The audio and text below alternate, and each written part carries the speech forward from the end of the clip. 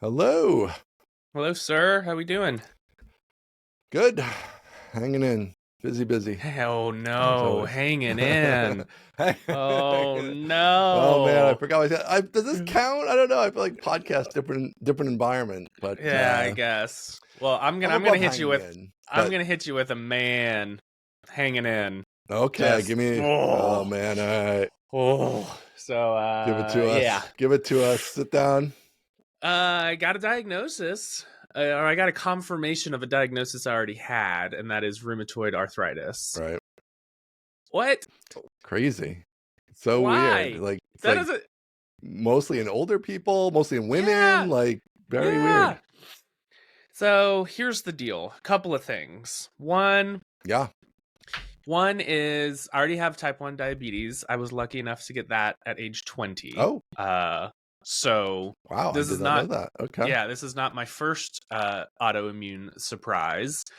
Um Mm. so it is possible, like apparently they say once you have one, you're more likely to get another, which is just like that Mm. doesn't seem fair, right? Why don't we spread the love just a little bit? We don't Like, like that. no, Yeah. I already know what it's like. Give somebody else a chance. So that's a thing. And then the weird part is like there's this blood test for rheumatoid arthritis, and mine has continued to come back negative. Hmm. Right? Weird. Maybe just because you're not that far along with it, or I is don't it? I don't know know. what So I have no idea. this But is like, this is why I went to the second. I went and got a second opinion because the yeah, first one was just like, yeah, it's not all of this stuff, so it's rheumatoid arthritis. And I was like, right, that seems a little fishy to me, doesn't it? right. And Check in on that. Yeah. yeah, so I went to the second one, and she was like, yeah, it's definitely rheumatoid arthritis. It's like, what the heck? Okay. So apparently in like 20% of the cases, this marker doesn't show up. And Right. so that's like a thing. Mm. But I'm gonna hit you with some woo. So brace yourself for Okay. some woo woo here. Okay. Oh And boy. you can, All right. yeah, we'll see if I'm in denial or if I'm like a Okay. genius. I like it. And if I'm in denial, tell me I'm a genius. So here's the deal. The timing seems a little suspect to me. I'm gonna be honest. Okay. Right? So the first time we had twins, about this time into the twins being alive, I got a herniated disc and was in bed for a couple weeks until I had surgery. Right? Couldn't walk. Okay. It was terrible. Right. That seems This like a legit time, one though. Like they operated on you, so that seems they like it was a operated. real thing. Yes, Okay. it was a real thing. This time, same time, you know, couple months in, I think we're let's see, you know, we're just past we're maybe at 2.5 months, something like that. I get this rheumatoid arthritis out of the blue. Yep. So here's the woo. Here's the woo. The woo is it's all made up. It's all in my head. Okay. Yeah. So here's the best. So I'm currently everyone listening is like, this poor guy is so far up denial. It's crazy. So no. Yeah, there's some pseudoscience to back it up. Okay. Yeah. Mm-hmm. So I'm currently trying to crush the arthritis in my Mind Vise. I don't know. Have you ever watched 30 Rock? I mean, I did forever ago, but I can't say I watch all of them. Even though I do like it. Man, I know. 30 Rock is so good. 30 Rock is my good. fall asleep show. So I love I'll Alec put it. Baldwin. I'll put it in a headphone and fall asleep. There is a bit in 30 Rock where Alec Baldwin, who plays this like over the top conservative, American male executive, business hysterical. Right, And Liz Lemon, who is Tina Fey, Liz Lemon plays like this liberal writer of basically SNL. So freaking funny. And Liz is talking about having to go to therapy, and Jack Donaghy says, "Give me your burdens, Liz, and I will crush them with my Mind Vise." he doesn't believe in therapy, and he just crushes everything in his mind. That's what I'm doing. That's what I'm doing with rheumatoid arthritis. I'm crushing it in my Mind Vise. Yeah. Yes. So foolproof plan so far. So right.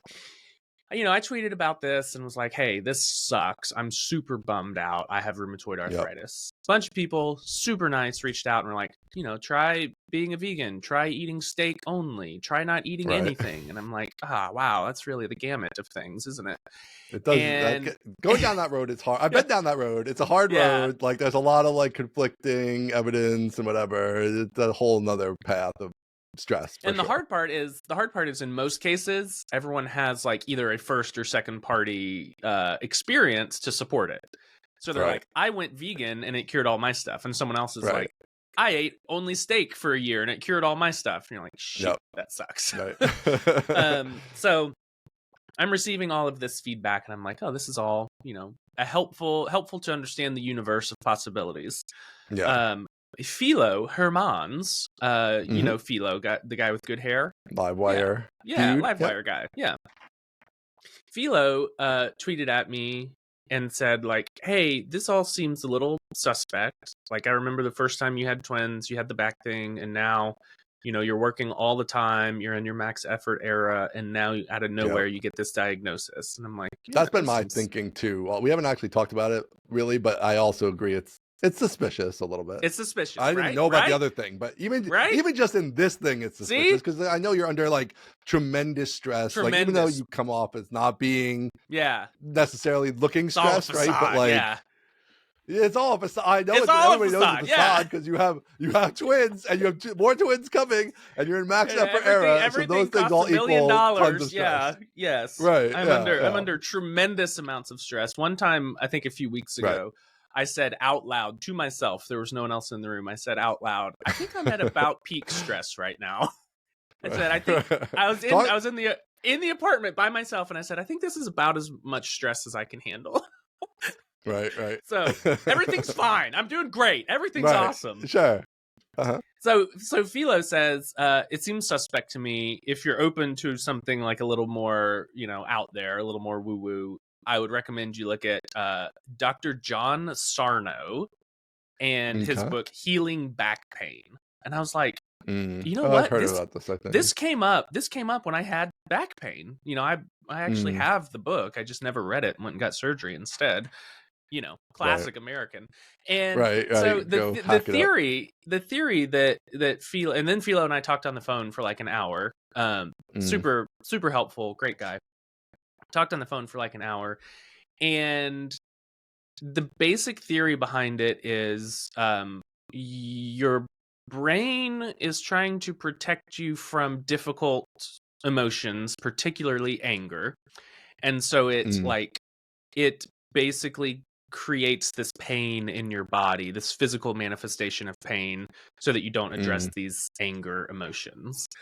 And I was like, man, that is really interesting. And he told me his story. Philo has a story about how he was in this random physical pain and went to hospitals and had injections and all this stuff, and then went through this Dr. John Sarno thing, and he's pain free now. I'm like, wow, isn't that something?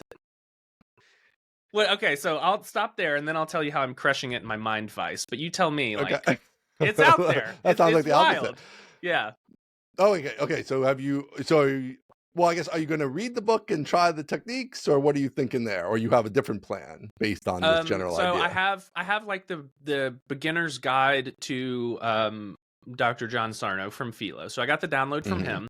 The book actually I just saw an Amazon notification. The book may have been delivered. I bought it the first time around, and then I got surgery, and I was like, I healed my back pain, so I'm throwing this book away. Right. So oops, messed up there. So the book is coming, and then I will read that and apply the techniques there.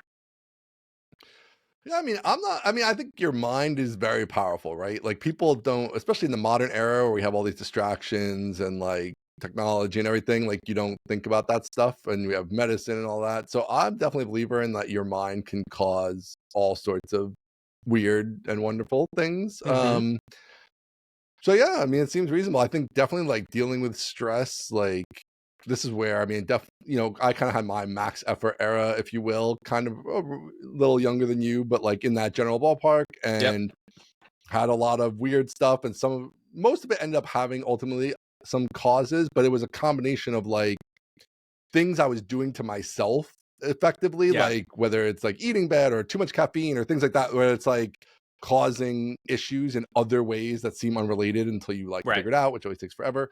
But Stuff's still, like just the coming stress out is all part of that, sideways. right? Like the stress feeds into all that because like you're Yes. stressed, so you're like, well, I gotta stay up late, so I'm drinking more coffee, or like I'm stressed, so I'm doing this shortcut, or I'm not taking care of myself, Yep. or I'm eating like McDonald's every day, or whatever, right? Like all those Love things McDonald's. that you end up doing to yourself because you're stressed, and then have adverse effects on you, which aren't easily determined so directly because they're kind of, you know, you wouldn't think they're connected. So yeah, I think like whether it's like therapy, I mean, I was in a therapist in that range, and that was super helpful, even if it's just to like help get through it, even just actually for that. Forget if it even like cures you, but like doing things like that is just useful to help get you through. Another thing that me and my wife did heavily back then, and even now still do, we actually just did it last night, is transcendental meditation, which sounds all like religious and hokey, but it's really just is that like TM seeing out of your meditation is third eye? awesome. What Like, is transcendental meditation? it's all you do. All it is so I know you might have heard of like oh, what do they call it? There's like a more popular one kind of around the internet of meditations where like you focus on your breathing. I forget the word for it right now, but I don't like that type myself. The TM meditation is just you have a mantra and you just say it to yourself over and over, and you just clear your mind. So like thoughts come into your mind, you keep saying the meditation. Thoughts come in your mind, you keep saying the meditation. You do that for like 20 minutes, and it's like unbelievable how powerful it is. Like it's crazy. Like you feel so much better after you do it. So yeah, so there's even things like that you know, whether they cure things or they just help you get through, are actually super useful. But yeah, I think that seems like a reasonable approach for you to be trying, because like there's no downside, and there's no downside. You know, if it chills you out, that's great. Or if it fixes it, that's even better, right? So so far it sounds good. So what's with your Mind Vise end of this thing? Yeah, so I told Jennifer, man, transcendental meditation. Am I going to become a woo guy? That sounds interesting. I'll have let me tell you, it's pretty life-changing. Like I just did it literally yesterday. So I don't do it. We used to do it like every day. And that was awesome, and we should do it every day still. We don't do it every day. But like just yesterday, I woke up early. I was exhausted. I didn't sleep all the night before. I took my son skiing. We went skiing. So we talked about that before. Drag all the shit, whatever, blah, blah. Ski down the mountain all day, tired. Drive home an hour and 40 minutes, whatever, fine. I get home. It's like 7 o'clock. I'm just like delirious. And so I'm like, I don't want to go to bed at 7 o'clock. Like, and whatever. I'm not even going to be able to sleep anyway. There's too much commotion in the house. Yeah, and it's embarrassing. So we just did a nice little TM, 20 minutes. I mean, I was totally restored. Like I stayed up till midnight. I was like, I'm fine. What? Yeah, it's great. Is your really good. Is your mantra a secret?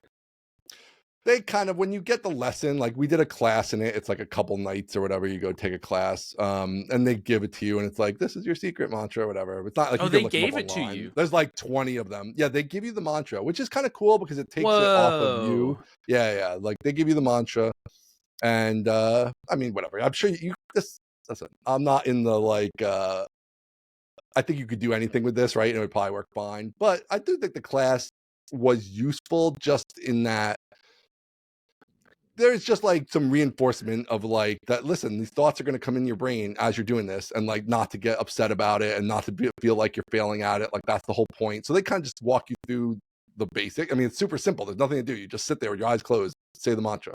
And thoughts come into your head all the time, and you push them back out with the mantra. And that's just how it goes. But there's like crazy stuff. So this kind of along the lines with your pain. Yeah. So you're sitting there, you're doing the mantra, right? Whatever. Yeah. Like after 20 minutes, like you will start hearing like your back creak and stuff. Like as your muscles loosen, like your body is like shifting and creaking because of like all the stress that's just like released by you doing this and not thinking. It's crazy. Like and that actually will be distracting because I'm like sitting there and it's like crack, crack. Like I'm literally just sitting still, but it's just like as your muscles loosen, like that's what happens. And so it's this very is powerful. The wildest thing. Yeah. It's cool. It's like free and easy and whatever. I mean, I would take the class. I would recommend the class, but I'm sure there's 8 billion YouTube videos on it. Yeah, is it like an online class or what? Yeah, I think the place we did it in person. Like this is like 10 or 15 years ago now, but I'm sure there's online classes, whatever. I think the place we went to does online classes, like so I can send that over. But and again, I'm sure there's other million class. This is not like this is a pretty widely known thing. Yeah. So it's out there, and there's definitely classes, but you can totally do it online. It's not like being in person didn't really add anything. Like it's walking through it online would be fine. Interesting. But yeah, it was really good. Oh man, I'm gonna become such a woo guy. Y'all You're are gonna not be on prepared. all, yeah. I'm You're gonna gonna have be a all kinds of woo. Oh special man, rocks and yes, stuff like that. Yeah, the exactly. salt energy. I like this. This will Crystals, be and awesome. Yeah, I'll be glad we're I'm here gonna for have this. We're sage, and I'm gonna documenting. be smudging the room before I start working to remove the bad energy. Wow. Okay, so all right, good to know. We'll look that up. Yep. The Yep. Mind Vise. I told Jennifer Yes. I'm crushing my pain in the Mind Vise, and she was like, Mm-hmm. "Are you sure?" Seems like a bad idea, maybe. Like, are you addressing the things, or are you just crushing Right. them? And I was like, oh no, Right. no, no, no. I'm addressing all of the things. It's just like it's a shorthand. I'm crushing it in my Mind Vise. So the first thing I did was I like went to the coffee shop and Mm, sat outside with my notepad. I have like I really like these Amazon Basics 8.5 by maybe 14, maybe they're legal size pads, mm. yellow lined notepads, and I just write I love everything a in these yellow line notepads. pad. It's Yeah, great. Oh it's man, good. it's so great.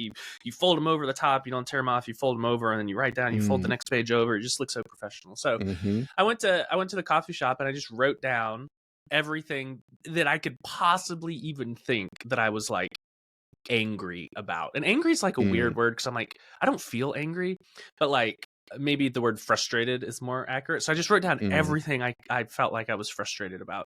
And I just Yeah. kept going and going and going. And like there was some sort of like unburdening of that. And that was nice. And then since then I've done that again. I went to Barnes and Noble, like a bookstore. It's like Amazon but in person. Mm, And I yeah. got a coffee and sat Oh, down I haven't there. heard of this. Yeah, it's Right. crazy. Got a coffee, sat down there, wrote everything down Mm-hmm. again, and like that felt really good. And then I'll lay in bed at night before, like, as I'm falling asleep, and I'll put on in my headphones Explosions in the Sky. Have you ever listened to them? No, I don't know that. It's like a instrumental only band for the most part, and Mm, it's real like ethereal and kind of like right.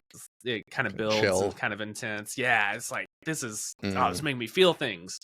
And so I'll listen to Explosions in the Sky and like run through, okay, these are all the things that I'm trying not to address. Let me like bring them up and acknowledge them and like mm, try to not keep them buried. right.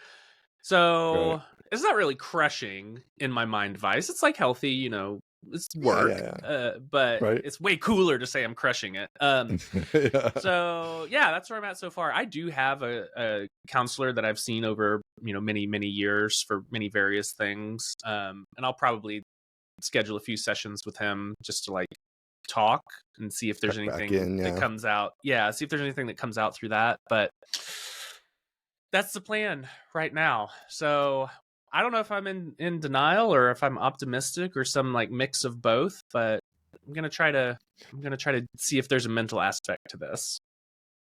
Yeah, I think that's great. Is there like a course of treatment that you're supposed to be starting that then you're gonna wait on, or is that not a thing? Like, I have no idea what like Uh the treatment yeah, path is for this. I'm before I got the second opinion, I had started a Mhm. course of treatment. It's it's just terrifying drug, methotrexate, I think, which is just like Right. casually a They always have the bad chemotherapy. names. Yeah. Yeah, chemotherapy drug as well. So it's like, Right. oh, it's you're just on a low dose of the chemo drug. And you're like, that doesn't make me feel any better. So Right. yeah, Right. we'll see. But yeah, I'm still on that. And hopefully everything will start to die down and I can cut back on some of the drugs eventually, but we'll see. Yeah. Well, I like that plan. Definitely. I mean, worst case scenario is you just mentally feel better, right? So that's Right. like that's great. Yeah. And if it actually helps, then that's even better. And yeah, and it would be nice to get like a more, yeah, it's unfortunate it's not that robust diagnosis of like, yes, here's the test, you have it Right. done. Like, so now you have to live with that like little tickle in your mind of like, well, maybe it's all BS and like I Yep. don't have this because we Exactly. don't actually know. Yep. So, but yeah, I definitely think it is suspicious. I mean, like, I totally agree. Like, just obviously you're in a tremendous amount of stress. It's probably some of the most stress you'll ever be in your whole life is happening right at The this moment. most So, stress ever is right now. right. Yeah. Which is then that creates its own stress, right? Like, I'm sure many people can relate to this, but it's like, if you just objectively look at your life, like if you are outside yourself looking at it, you're like, oh, you have like a good job and a beautiful wife and healthy kids and a house and a thing. And like, it's all like, yeah, that's not stressful, like in that way, right? You're like, oh, then you feel bad, you feel stressed about it because like obviously there's people who have nothing and they're homeless, and then Yes, you totally. compare yourself and you're like, oh, Yep. that's terrible, right? And but that's not how the human brain works, right? It's like, No, it's no, all everybody relative. feels stress, and Yes. yeah, and you just make it's whatever you're in is stressful to you, and that's Yes. just the way it is. Exactly. So, all right, well, I like this plan. Now I'm thumbs up on the woo woo Yeah, I'll keep angle you posted and on the giving woo. it a shot. Yeah, I like it. All right. Well, thanks for the update here. I think Yeah. it's nice to share. I think it's everybody's going through stuff, and I think the internet a lot of times and Twitter makes it feel like, oh, everybody's perfect and they make a lot of Yeah. money and they're beautiful and they're whatever, they're the smartest dev in the world and this and that, and but everybody's got stuff going on. So Yeah. And I do people want to appreciate reiterate that a huge number of people reached out, both publicly and privately, and offered support and advice and their own like experiences, and it was incredibly encouraging. So if you're one of those people that reached out, that actually was helpful. So thank you. Yeah, that was an awesome like thread there on Twitter of everybody chiming in, and a lot of other people who have rheumatoid arthritis who I had no idea, like people we know in the community and everything. So really, really interesting there, which is just great to have those connections. If it turns out, yep, that's it, nothing you do helps, and then now you know people in the community who have it and what they're doing and all that stuff. So it's nice to really not cool. feel alone. So thank you to everyone. Yep. Okay, so all right, where are we going next?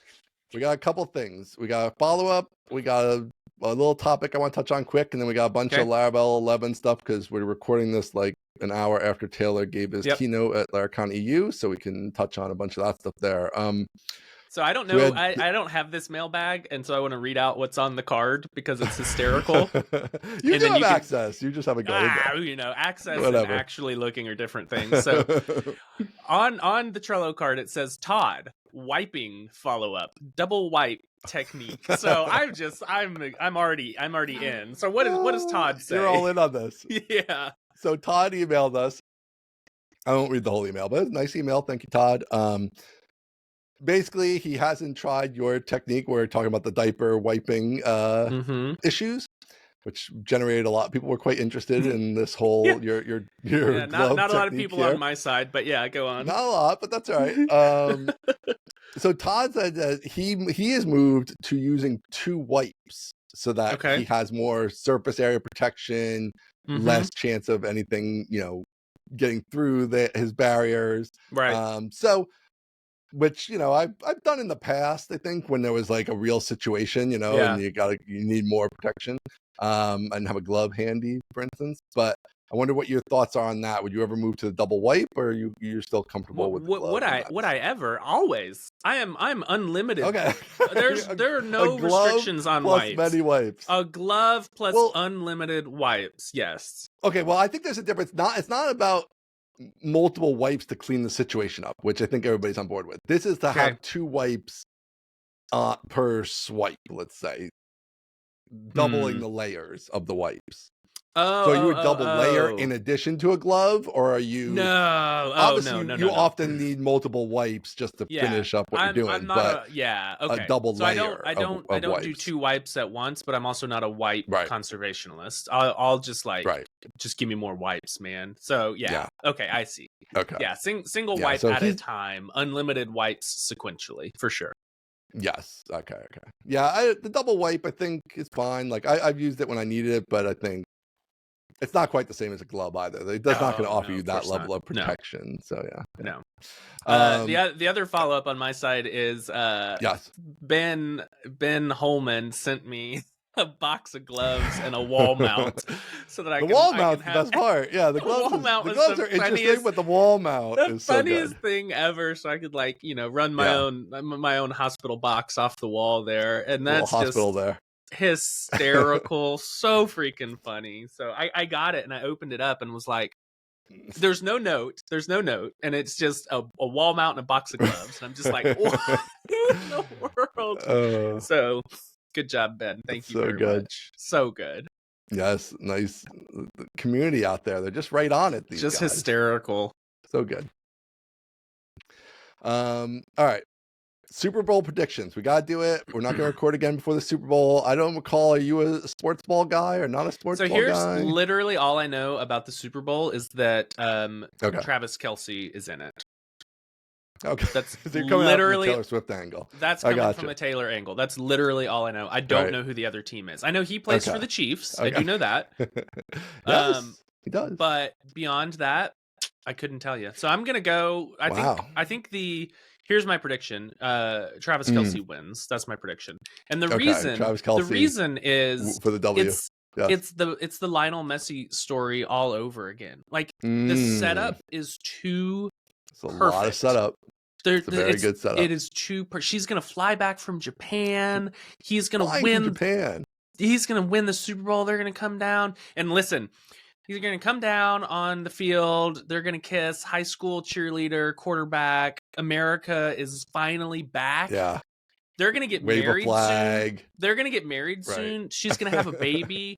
Everybody's going to be like, we should have babies. And it's going to be another baby boom. And America is going to be back because Travis Kelce wins the Super Bowl. Yes. Oh, wow. That's my prediction. That is a hell of a prediction. So sorry to the other team, whoever it may be. Yeah. Yeah, that's the San Francisco 49ers is the other team. Yeah, they don't have Taylor Swift on their side. They don't have Travis Kelce on their side. They don't have God on their side. Looking bleak for them. Right. Yeah. Everybody's against them. Yeah, wow. Okay. Mine's a technical analysis. Give me a fundamentals analysis. Give me like an actual earnings per share analysis, not just like a chart read. If I may sidetrack us for a moment, did you see last night Taylor Swift announced a new album? She did, which is unbelievable. Something Poets Society or Poets Department. Yes, the Disaffected, Outcast, something Poets Department. Oh man, something Poets Department. Jennifer is screaming at the podcast that I can't come up with. We gotta the something Poets. Tortured Poets Department. Tortured. Yes. The name is a little bit, it's a mouthful there, but I do like it. I like the cover. Yeah. I was on virtual line for 45 minutes last night buying the vinyl album for my daughter. So good for you. Yeah. I didn't know Shopify has this whole like queue thing to not wreck their own servers, I guess, for these big, I didn't know that big either. release things. Good for them. Way to go, Rails. The virtual line. Yeah, Rails doing it. So are you calling Chiefs too? Yes. I'm calling Chiefs. I'm all about the Chiefs. I think they're going to crush them. I think San Francisco, I'm not feeling it. Don't have the experience. I don't think they've been pretty shaky the last, end of the year and playoffs here and there. So I'm all in. Mahomes and my auto and the whole thing. I'm in. And Taylor Swift, obviously. And Taylor Swift. The story is too good. It's just too. It's impossible. This is where we gotta go full conspiracy theory about how the NFL, is orchestrating all this so that the best outcome. Which would be Taylor Swift winning. You just have to think that there's some sort. Nobody has talked about it in the referee room, but there's some sense of like this is the best thing for everyone involved except for the 49ers. If the Chiefs win. This. Right. Everyone, the NFL, everyone involved. It's all plausible deniability. Like nobody talks about it. We all just know that this is what we have to do. Yeah. Yes, exactly. There's a nose scratch. There's an elbow nudge, but nobody's saying a thing. But everyone knows it's better if they win. I just think Mahomes, he's too good in these big spots. He's too good. Kelsey's too good. They're not gonna make the mistakes. No. It's gonna be a big W for KC. Yeah. All right. Let's do Laravel 11 then. We'll go maybe kind of smaller to bigger, maybe organize a little bit. Although this first one's kind of big. Like, where are you on the config debate? Are you a config man? Are you a no config man? I guess to give a quick summary for people who don't know, Laravel 11 is going to remove the config folder. So there will be no configs, which I have some questions on in general. And then you can restore them with the artisan command. And otherwise, you can use like more environmental variables now for some of the things that Mm-hmm. configs used to do. So, what do you think there? I'm of two minds about this. First, first setting the stage is this is opt-in for, well, rather this is for new applications only. If you have a Laravel 10 and you upgrade, nothing breaks. Don't whine about it. It's totally fine. Just live your life, right? So Yeah. that being said, I'm of two minds about this. I think this will make it a lot easier. I hesitate. It'll make it a lot less intimidating for a newcomer to pick up the framework, because Okay. there are a lot of files. You do, Composer new Laravel or Laravel new or whatever you do, and there are a lot of files. Right. As somebody who's used Laravel for a long time, don't even notice them. I'm like, yeah, that's the Right. config folder. There's a lot I of don't even config see there. him. Yeah. Don't even see it. Right. So I think that's a good thing. I think personally, I like the config files. Yeah.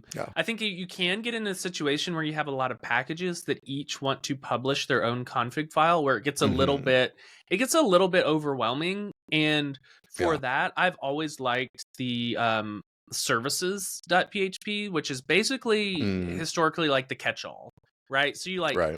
you put your postmark token there, you put your mandrill or whatever, these Algolia, you put all your random crazy stuff in this Right. services.php API keys and whatever. yeah. And so you don't end up with a postmark.php, which is just one array with one item in it. So I've liked that historically. So the new style, I think, is this Fluent application builder, where you basically, it's like you chain off of app, and then you do with middleware, with routes, with exception handling. I don't know if it's lack of familiarity, so I want to say this one's worse because I'm not used to it. But I like being able to open a folder, or I'm sorry, a file, and see all the middlewares stacked up and know, like, I'm gonna put mine in this part. And I think the argument is that most people don't ever touch the middlewares at all, which is like, that's probably true.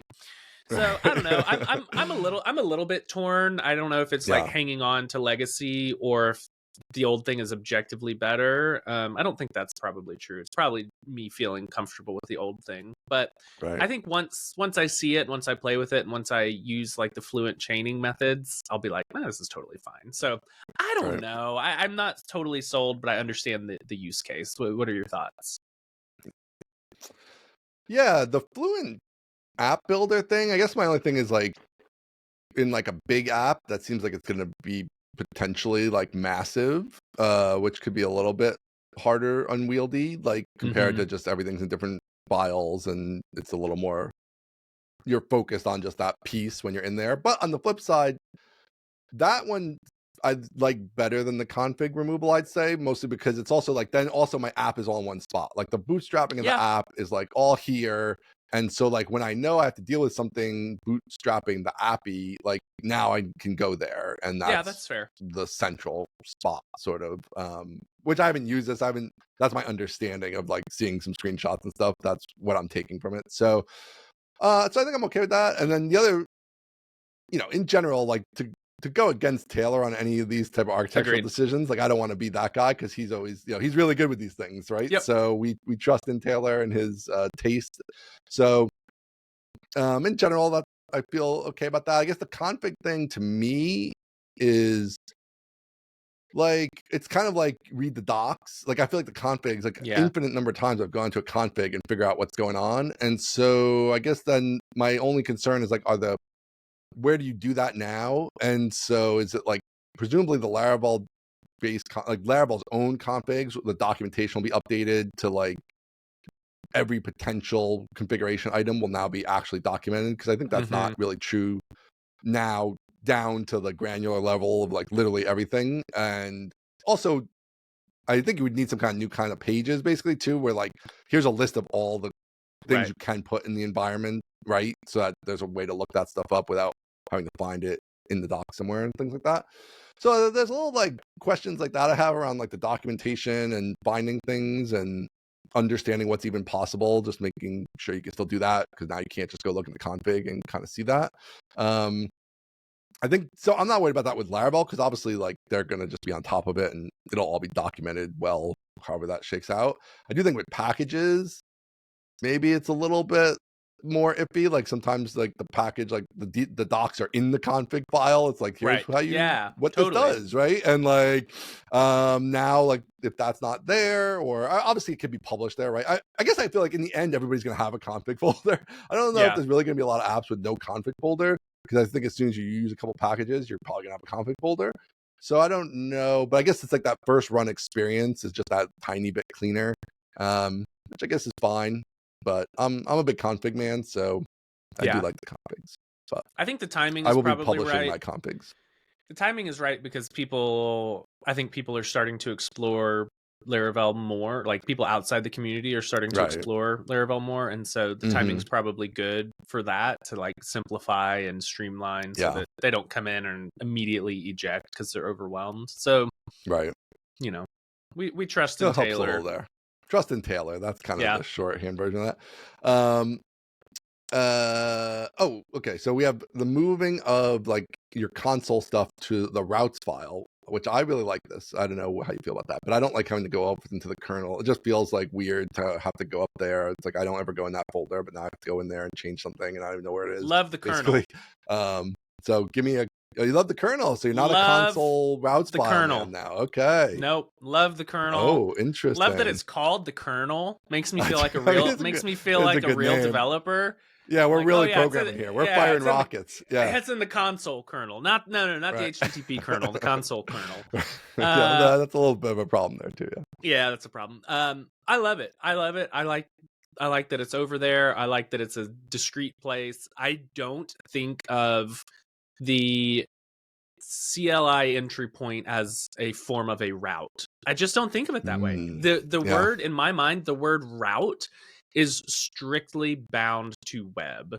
And so whenever I'm on the command line, I don't think of it as a route. And so having it in the routes, what is it now? Routes console? Is that where it goes? Yes, routes console. Don't like it. Don't like it one bit. Anti. All right. It's a no. He's a no on that. Okay. I'm a no. I don't know if I don't think there's a way out. I don't know if there's a way out on that one either. Oh, I mean, it must be backwards compatible, I guess. I'm not sure. Surely it is. Yeah. I wonder if that's true. That might not be true. Bet you have to look at two spots. I don't know. I kind of think it's not backwards compatible. My guess is that the new console kernel looks for the routes console.php and loads them from there. That's my guess. The little magic internally. A little bit of indirection, but I bet because you have to imagine if you upgrade from 10 to 11, you're not killing the console kernel. You're probably just not could publishing. Be in there. You're probably just not publishing the userland one. I don't this think file so. over there. No way. You don't think so? I bet the base console kernel just looks for the console routes, the routes / console. That's my guess. All right. Well, we will see. That'll be interesting. We'll see. We're going through here. Eager loading limits. You're a database man. What do you think about eager loading limits? Is this a Stoudemire? Is that who did that? I don't know. I don't even know who that is. So I don't know. That's the guy that does all the wacky eloquent relationships. He's down in there. Okay. Yeah, he's like the eloquent, the wacky eloquent genius. I don't even know his real name, but it's Stoudemire's, I think, all the package names. It's great. Haven't super had a need for that very often. But I love that you're able to do that. So if you want to load, a post with 5 comments and not potentially, 250 comments, great. I think that's awesome. And the fact that somebody is willing to muck around with eloquent and improve it, that terrifying, thousands and thousands of lines of code and still make it work. I'm like, hell yeah, that's awesome. So I don't know. Is that something you need very often? I don't think so in general. But this I kind of want to ask you about this too, because it's like, so I being, having been around for a while, I still tend to think advanced in years is what I'm you're looking advanced for. in years here. I still tend to think I'm very SQL oriented in my thinking about the databases, about queries. Like it's hard for me to be. I'm not all the way onto Active Record. Like I like Active Record and I use it, Okay. everywhere, right? But at the same time, like Okay. if I have something more complicated to do, I have a hard time thinking about like, okay, I got to get this relationship and I got to do Yep. this thing with it. And I'm gonna have to look up how to do the thing to make the relationship do the other thing I need to You're just do. dropping Like, down. whereas like I know if I can just do it in SQL and like I mean I don't I'll use like the DB whatever The base facade or builder. whatever, but Yeah. like yeah, I'll go through there and like not always. It depends exactly. This is very particular on the situation, but almost always my first thought will be this is how I would do it with a regular SQL query, and then depending on what I'm doing, I might backwards bring that into Eloquent and be like, okay, Sure. well, how would I do this in Eloquent, right? And so I'll do that. But I guess where are you on that? Are you an Eloquent first man? Is that where you go to first and you're like, it's all in there, you can see it all in your brain, or do you go to SQL first in your brain? I am an Eloquent first man. Being Okay, very being good. less advanced in years, Yeah, I think you've had more of purely your in career in there. Yeah, yes, exactly. I think purely from an Eloquent first standpoint, and I think this is like there's the person like you that thinks SQL first, and then there's the person that right, thinks Eloquent only, which I think is a problem. If you think I don't right. know what That's a it's problem for generating under sure. the hood, I'm just doing these Eloquent calls. That's bad news bears. I think Right. you can be Yep. incredibly productive and still performant if you know what is the SQL underlying SQL is, but still know how to drive Eloquent to make that thing happen. And that's where I Right. like to be. Is I'm like I rarely ever want to drop down to the DB facade. Like that's I'm trying to avoid that Yeah. unless I'm not populating models, in which case I feel like I can drop down. But if I'm like trying to bring models back and Right. trying to bring rows back to populate models, then I'm like, oh, I don't want to drop down. I want to use pure active Yeah. record in that case. So Mess with all yeah, that. Yeah, and there's all this like the middle ground where you can like obviously do the base kind of DB stuff off the model and blah blah blah. I just saw recently like a Kirschbaum I think has a library to like convert some of it into joins, so you can actually do joins, which is sometimes faster than the way Eloquent works. power joins. In certain scenarios, which is kind of interesting. Is that what it's called? Power joins? Yeah, Yeah, that's I pretty think cool. I haven't actually used it, but it looked pretty cool. yeah, I Might think remove they the need have to drop down. yeah they've got one called power joins, and I think Stoudemeyer has a couple that do something similar in terms of performance. Mm, yeah, yeah, because that's just the thing is where you're getting these spots where it's like the efficiency on a large amount of data and things like that. Like obviously the active record stuff is totally fine when you're just dealing with small stuff. It's like who cares, whatever. But sometimes it is a problem if you're dealing with millions or hundreds of millions of rows or whatever, and you Yeah, gotta have it dialed in a little bit more. But yeah. So okay. So eager loading, limits, good, nice little addition. I do think it's nice to have, like you said, if you're trying to stay in Eloquent land, that is something that's definitely going to kick you out of Eloquent land previously that now you can stay in. yep. All right, the big ones here. Herd Pro. Are you a Yeah, herd so tell man? me, I am a herd man. Love herd. Big fan of herd. I'll Okay, set the herd love stage, then herd. you hit me. You hit me with herd pro. Herd is like the first and a half party. It's written by the Beyond Code guys, which is Marcel and crew Mm-hmm. people, because Diane is there as well. So it's like the all-in-one Laravel development environment. You don't have to have PHP on your system. You don't have to have anything on your system. You download herd, it'll set up PHP, Nginx, DNS mask. I think that's it. It's written on top of Laravel Valet, but with a lot more on top of it, but spiritual successor to Laravel Valet. You can have different PHP versions for different applications or different like projects on your system, which is super nice. And so I've been, since they released it, I tried to like delete everything PHP related from Homebrew, which Right, was its own struggle. right. But yeah, love herd, use herd all the time. Herd Pro is what have you seen so far? Herd Pro is looks really good. It's a nice little addition. I think the main thing is like Beyond Code, who is like the most productive. I don't know how It's these unbelievable. developers are this productive. Like I have one app. It's taken me 20 years to get this far with it, and like I'm trying to work on a new version of it. It's gonna take me like 3 years to do that. Like I don't know, they're just producing apps like left and right. But okay. Anyway, yeah, they also have another app that lets you like have one of those local email testing environments Yes. where you can see how the email was sent and what it looked like, and blah blah blah. So it seems like they've kind of bundled that engine into Mm. Herd, which is a super smart move, very smart, I think.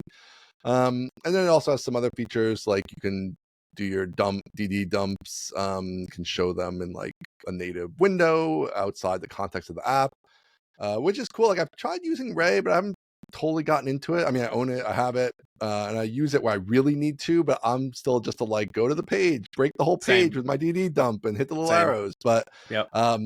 I'll give it a shot in Herd Pro. Maybe it'll stick better there.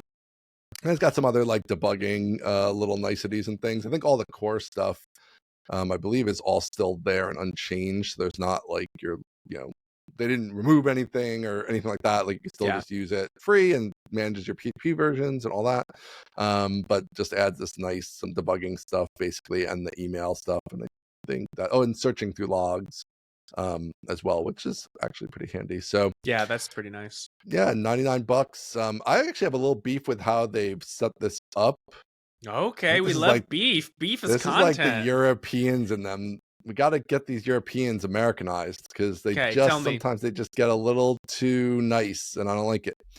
So like you pay $99 for Herd Pro or $299 for Team Herd Pro, and it's not a subscription. It's not auto renewing, but it's also not one time.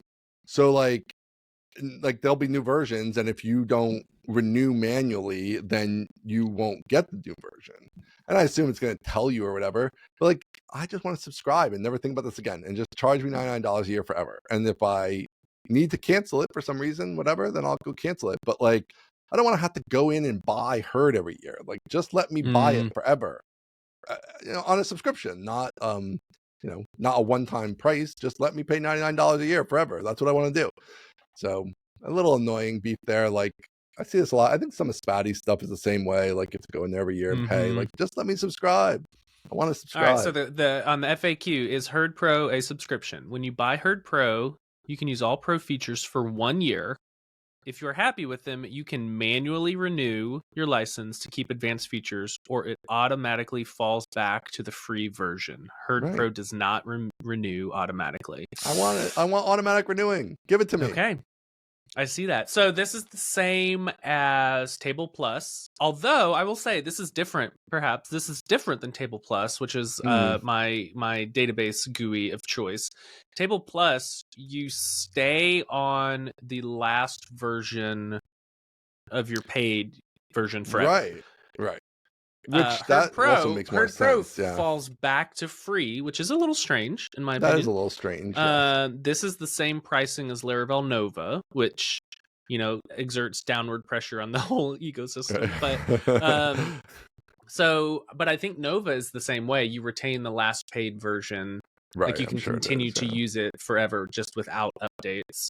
So this is a little bit strange. I think Sketch was the last desktop app. No, Sketch, you keep the last free version as well. ScreenFlow as well. And a lot of times if you have this model, it's also that paid. Like you pay then again for the next major version, or you know what I mean? It's like version year. 1, Correct. you pay $99, and then whenever version 2 comes out, you're going to pay $99 again, or $199, whatever the price is. But this is like basically a subscription in that like I need it to work forever, and I want it to work forever, and I want to pay you forever, but now I have to go in and manually pay you forever, and I just want to like just not have to do that. So yeah, Table Plus is subscription, Sketch is major version, and ScreenFlow is major version. The major version makes sense to me. Nova is major version because you retain access to the paid stuff even after you stop paying, but you don't get updates. So yeah, I mean, from like a pure pricing perspective, $99 is awesome. I mean, that's like a no-brainer. I'm just gonna go buy it, and like I already pay for the other mail thing, so I think it's like I'm kind of getting it for free essentially. So so this is so like this is interesting to me. They've got herd.laravel.com. Right. So it's like, yeah, it's, it's kind of like Livewire in that regard. It's like a blessed project, but not Right. written by Taylor. Right. It's written by beyondcode.de, so Beyond Code. And what is the name of their mail thing? I can't even find I that can't even anymore. remember it. They've got Expose, which is like Ngrok. They've got Invoker. It's actually not listed anymore. I wonder if they just killed it and rolled it it's called into Hello. HELO. HELO. Yeah, Like I don't see the that listed mail on connection. It's on their software. It's at the bottom. But I don't know if it's like... It's not listed on their bento box on the homepage. It still looks like it's for sale, $49. Yeah, there you go. HELO. Beautiful way to debug and test your emails. Yeah, I wonder if they're downplaying it now to get Laravel heard. Anyway, they make great better place to do it, obviously. desktop stuff. So I'm excited. I'm excited for Herd Pro.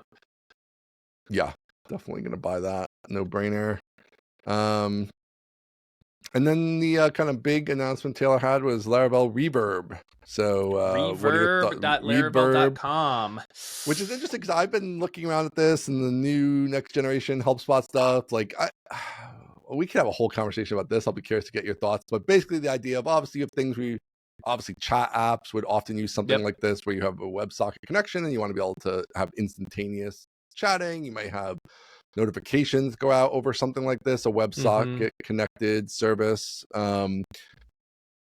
which is what this is. For anybody who doesn't know, Laravel Reverb is like a web pusher.com, but open source. You run it yourself. Setup.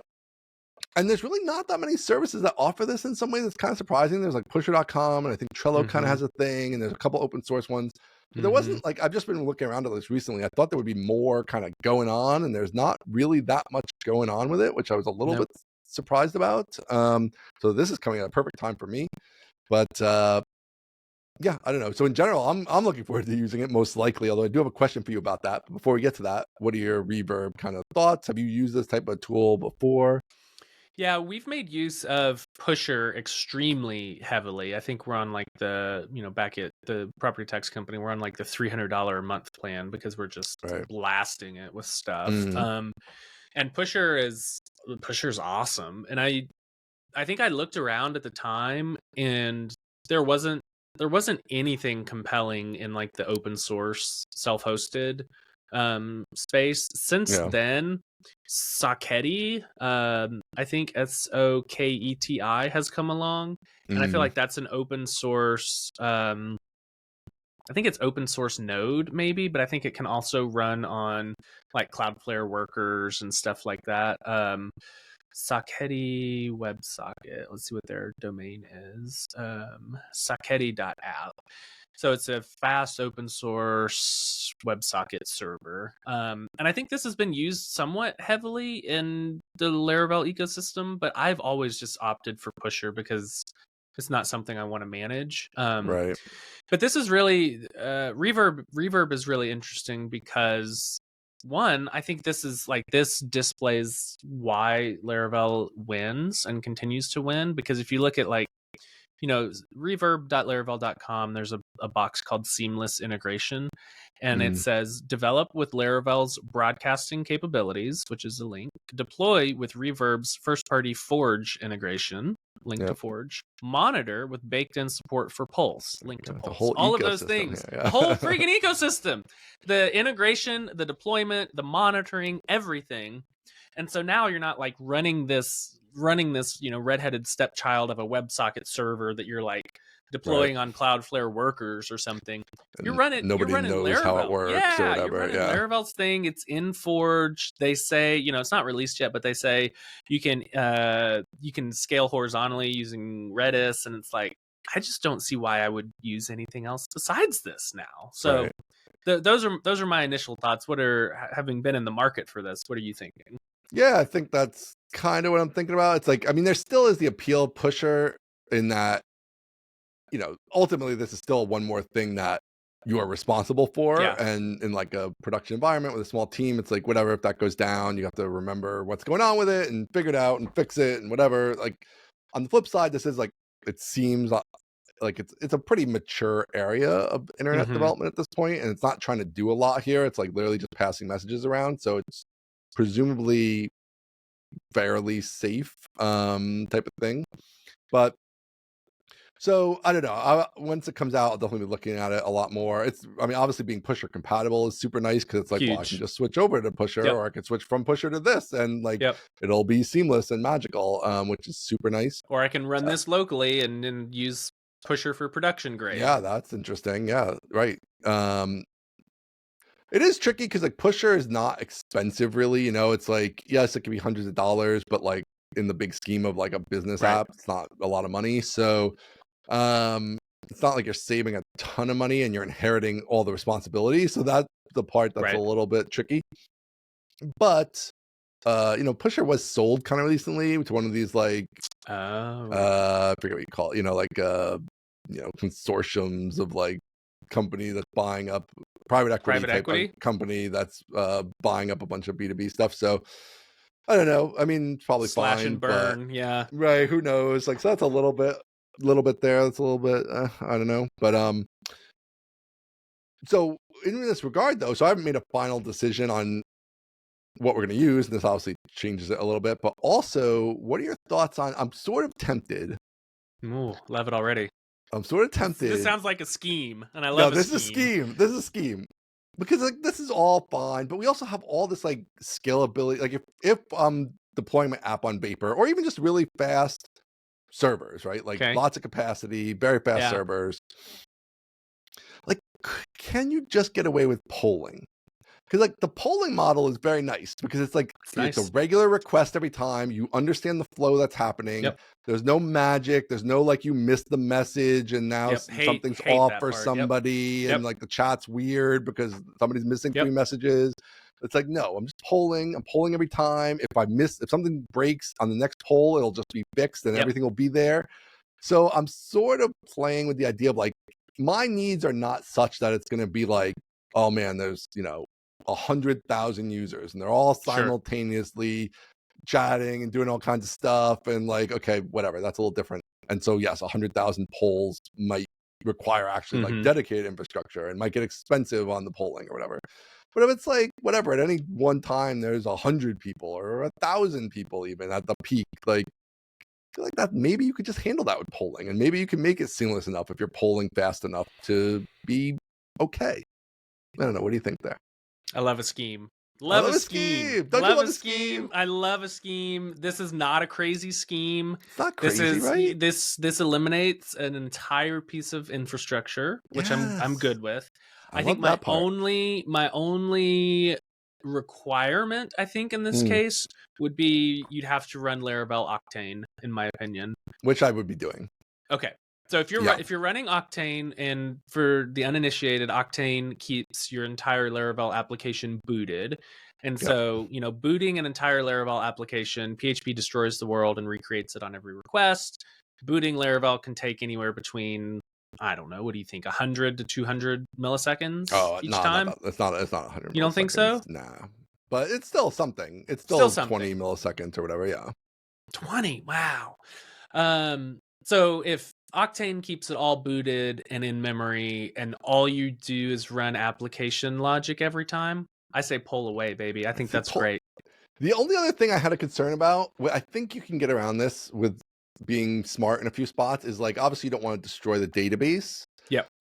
So like could there I think it's the kind of thing maybe there's like the cache is in the middle there, so it's really mostly going against Redis. And maybe like when it ingests, it updates the Redis cache or it clears Redis cache and then it hits the server if there's been a change. Whatever. There's I feel like there's a strategy there. You could get schemey there for sure. Yeah, you could scheme there to keep the database a little bit protected from having a lot of data there. But I mean, the database has to be kind of protected either way, even if you use Pusher, because like I want to log all these things regardless. And so there's still going to be stuff flying around potentially to some degree. So, all right. So we got the Aaron seal of approval to research further.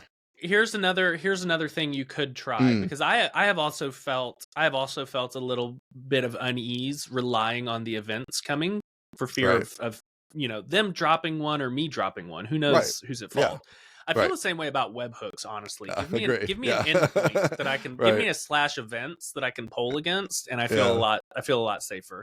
Yes. One I think strategy you could use is if you wanted to like do a slightly smarter polling that's not quite Mm. as like brute force, you could use the WebSocket as basically a notification to poll, right? So if I don't Mm. know exactly what your like use case is, but if nobody's chatting for 30 seconds or a minute or 2 minutes, you don't have to Right. poll that whole time. Yeah. But you could, when somebody chats, you could fire the Kick WebSocket it that back says off. something happened. I'm not telling you what it is, and Right. maybe you tell them or don't. But historically, I've said like I'm not telling you what has happened. You now Right. need to go hit the endpoint Kick that it is the off again. canonical source of truth Yeah. that says like give me all of the events, because one thing I don't want to do is duplicate like who's in charge of the truth of the Right. events. Yeah. And I I don't don't want the want to do that. WebSocket to be like, here's an event, and me to hit the endpoint and say, here's a different event, and be like, wait, Right. And try to what's going merge on? things together or No, anything no crazy. freaking Yeah. way. No. Definitely not doing that. Yeah. So the WebSocket just serves as a I like notification that's like that. something has happened. It's been Right. 4.5 minutes that you weren't pounding the server asking for updates, but Yeah. now something has happened and you should ask for an update. I think I like that because I thought about doing something like a back off or something like that. Like if nothing's like right, so we're gonna pull every 2 seconds, then every 4 seconds or whatever, some back off scheme. But then you still could have a delay there when someone starts back Correct. up. So Yep. I like that. This is interesting. And you All right. could Well, you could say like at max poll every 30 seconds, even if I don't right. get a Just as a notification. backstop. Yeah. Yeah. And that's no big deal. If the for fear is sure. missing things, then you can say, well, I'm just going to do it every 30 seconds, but not every 2 seconds. Right. Yep. All right. I think we're back on it. I like this. This Yeah, is good. good, right? It's a good I'm scheme. I still like that. a little ways from actually implementing this, so it'll probably be a little bit before Yeah. I double back on how it's going, but I will do that when I get there. So the only other thing then was like there was a couple of little things like being able to update your encryption I key, saw like that. things you've encrypted with the application key. Yeah. Now you can rotate your application key more easily without you having to write a bunch of code to manage that. I'm not entirely clear how I that have works. no idea how they implemented Figure out what's that. So the encrypted. the use case is like you can roll your application key but still receive values that were encrypted with a prior key. And that is really interesting, very useful, because right, historically you'd roll your key and I think everything gets invalidated, like everybody gets logged out, every payload that is out there is no longer useful. It's like it really is kind of like a nuclear option, but now they're saying you can just roll it and it'll be graceful. I guess. I don't know. I'm unclear a little bit. It'll be interesting to see after this to dig in when they have docs and stuff, because it's not clear to me if you just have both keys on there and it's just doing it live. It's like, oh, I can't decrypt this. Let me try the old key. I kind of think that's how it almost has to be, right? Because like it doesn't proactively know everywhere I've used the encrypt functionality, right? So like, I assume it's doing that, but yeah, I think that was really cool because that's definitely a thing that comes up. Or if you have some type of incident and you want to roll your keys, go like you could just do it instead of it being like a whole. Now we got to construct a bunch of scripts to update everything that we have encrypted on a file or wherever, like a signed URL that's been sent out in an email or something like that. You're never gonna get access to that. It's in their inbox. Yeah, it's just dead. Yeah. So yeah, that's really cool. Yeah, I don't know whether other stuff you saw that you wanted to touch on here. I mean, there was a lot in there.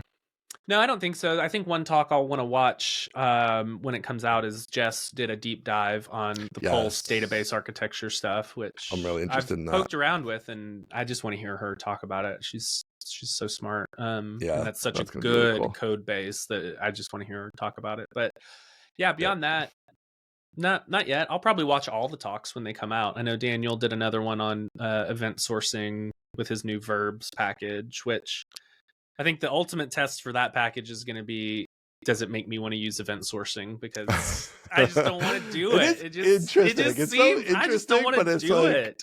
I just never am like, this is the project where I'm going to like take this on. And it's just like, it just doesn't happen. But I do, in theory, sort of like some of the ideas around all the different methodologies that you hear about. You're like, oh, that's cool. But then it's like, oh, I could just do it the regular Laravel way, and like Yeah, everybody knows how it exactly. works, and it's fine and it Yeah. works and it's good. But So he has good taste, and he's set a high bar for this package. So we'll see if I yeah, look at it and I'm like, yeah, let's do some event sourcing.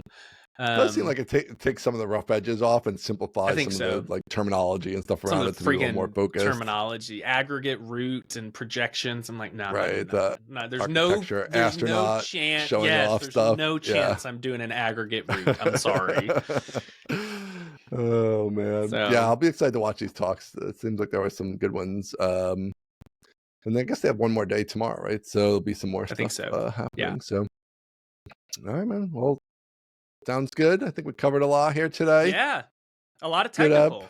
A lot of technical. We got personal. I think it's a 50-50 episode. We Yeah, got we hit the woo half. hard at the beginning. We got some meditation in. We got That's some right. Laravel tech specs in. We got That's it right. all covered. All your bases. One stop shopping. What more could you want from us, people? That's it. We're giving you everything we got here. That's right. All right. Thanks a lot, Aaron. Thanks a lot, everybody. Follow us, mostlytechnical.com, mostlytechpod, mostlytechnicalpodcast@gmail.com. We do read it, or at least I read it. Someday we'll get Aaron to read it. Someday. When he's got less going on, we'll get him in there. But thanks a lot, everybody, and see you probably next week. Bye. See ya.